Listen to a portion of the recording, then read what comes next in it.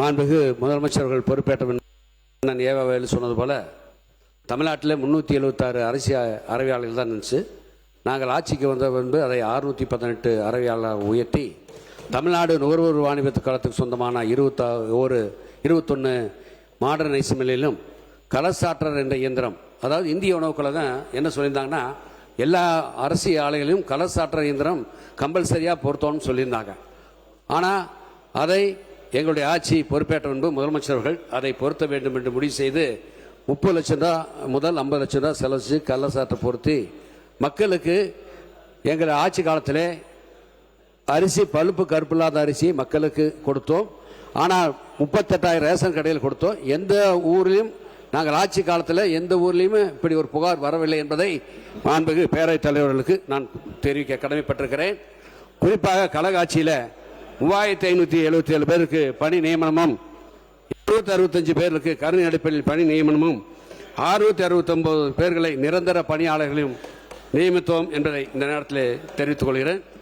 சிறப்பு பொது விநியோக திட்டம் இந்தியாவில் எங்கேயும் இல்லை, தமிழ்நாட்டில் தான் 2007-8ஆம் ஆண்டில் தலைவர் கலைஞர் அவர்கள் முதலமைச்சராக இருந்தபோது ஏழை மக்களுக்காக, அதாவது தூரம்பருப்பு, உளுந்தம்பருப்பு, பாமாயில், மைதா மாவு இன்னைக்கு வெளி மார்க்கெட்டில் என்ன விலைக்கு வாங்கினாலும் மானிய விலையிலே வழங்கி அந்த ஏழை எளிய மக்கள் பயன்படக்கூடிய வகையிலே புரதச்சத்து அவர்களை பயன்படுத்த வேண்டும் என்பதற்காக ஒவ்வொரு குடும்ப அட்டைதாரர்களுக்கும் அதை வழங்கி ஏழை மக்களின் வாழ்வாதாரத்தை உயர்த்தி கொடுத்தவர் முத்தமிழறிஞர் கலைஞர் அவர்கள் என்பதை இந்த நேரத்தில் நான் தெரிவித்துக் கொள்கிறேன். அதே போல எங்கள் துறையிலே ஆண்டுதோறும் சிறந்த நியாய விலை கடையிலே பணிபுரிகின்ற விற்பனையாளர்கள், இடையாளர்களுக்கு மாநில அளவிலும் மாவட்ட அளவிலும் சான்றிதழ்களும் ரொக்க பரிசும் வழங்கி அவர்களை கௌரவித்தோம் என்பதை இந்த நேரத்தில் நான் தெரிவித்துக் கொள்கிறேன். இதுபோன்ற பல திட்டங்களால் உலகளாவிய நீடித்த வளர்ச்சி குறியீடுகளில் ஒன்றான பட்டினி இன்மையில் தமிழ்நாடு முன்னணி மாநிலமாக விளங்குகிறது என்பதை இந்த நேரத்தில் நான் பதிவு செய்ய கடமைப்பட்டிருக்கிறேன். அதேபோல கண்கருவிலி 33,750 விற்பனை முனை இயந்திரங்களில் கண்கருவிலி சரிபார்ப்பு முறையை தமிழ்நாடு முழுவதும் நாங்கள் அமல்படுத்தியுள்ளோம் என்பதை தெரிவித்துக் கொள்கிறேன்.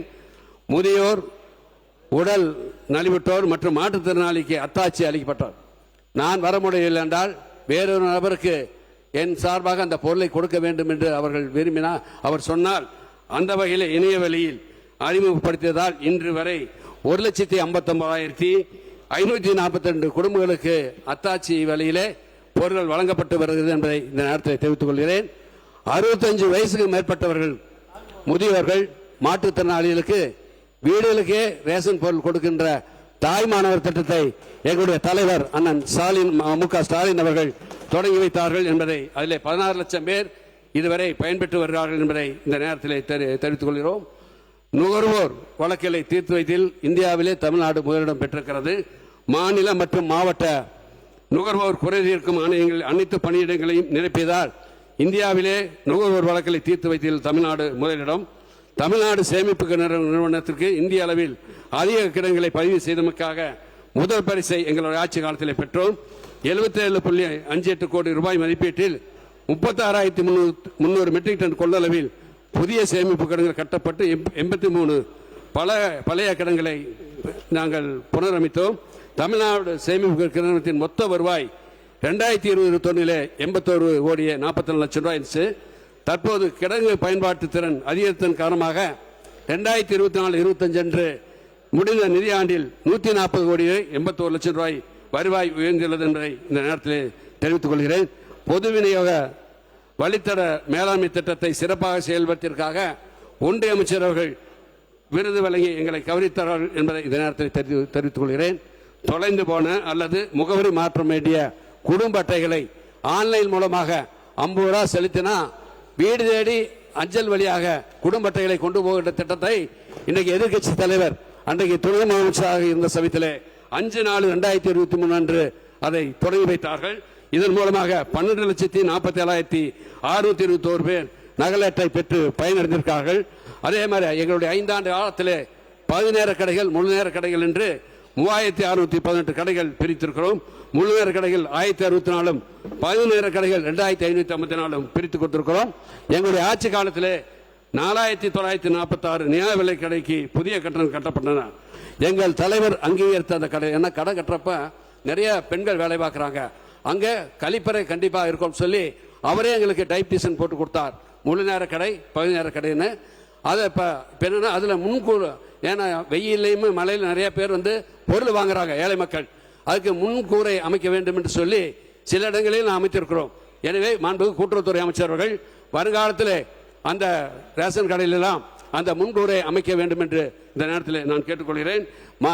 ஒன்றிய அமைச்சர் மாண்புமிகு பியூஷ் கோயல் அவர்கள் எங்களை தமிழ்நாட்டுக்கு வந்த சமயத்தில் எங்கள் கடைகளை படத்தை பார்த்துவிட்டு, நீங்கள் டெல்லிக்கு அடுத்த வாரம் டெல்லிக்கு வருகிறீர்கள், உணவுத்துறை அமைச்சருடைய மாநாடு நடைபெறுகிறது, எனவே அது இந்த புகைப்படத்தை கொண்டு வாங்கள், பவர் பாயிண்டா போட்டு காட்டுங்கள் என்று சொன்னார்.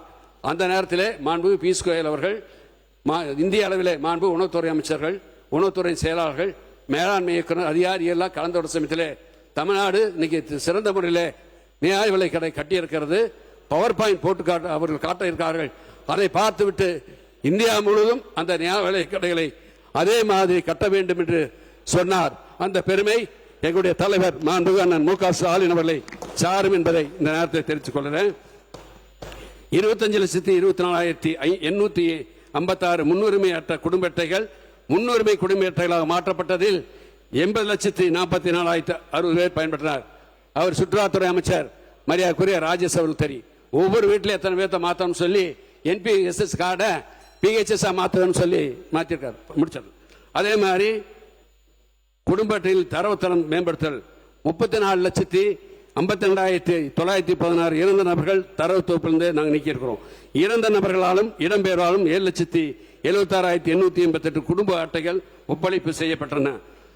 குற்றப்பதிவு குடும்ப புலனாய்த்தல கடத்தலை தடுப்பதற்காக கடந்த காலத்தில் 2 SP தான் இருந்தாங்க. நாங்கள் ஆட்சிக்கு வந்தது கூடுதலாக காவல்துறை கண்காணிப்பாளர்கள் கோயம்புத்தூர் மற்றும் திருச்சிக்கு அதை நியமித்தோம். அதே மாதிரி பயோடீசல் நிறையா இருந்ததை கட்டுப்படுத்துறதுனால இந்திய ஆயில் நிறுவனமெல்லாம் வந்து எங்கள் முதலமைச்சர்களை நல்ல முறையில் நீங்கள் செஞ்சதுனால எங்களுடைய சேல்ஸ் இன்க்ரீஸ் ஆகிருக்குன்னு சொல்லி பாராட்டி விட்டு சென்றார்கள். 2 மடங்கு கைதுகள், அதிக வழக்குகள் மற்றும் வாகனம் கைப்பற்ற என அனைத்திலும் முன்னேற்றம் காண்பித்தோம். கடத்தலில் பிடிவிடும் வாகனங்களை விருந்து ஏலமிடலில் சாதனை நிகழ்த்தப்பட்டது என்பதை இந்த நேரத்தில் தெரிவித்துக் கொள்கிறேன். இனி செல்லும் இடமெல்லாம் செய்தி. தந்தை டிவியின் வாட்ஸ்அப் சேனலை ஃபாலோ பண்ணினா செல்ல இருக்கும் இடமெல்லாம் செய்தி. இதோ QR கோட், இப்பவே ஸ்கேன் பண்ணுங்க, ஃபாலோ பண்ணுங்க.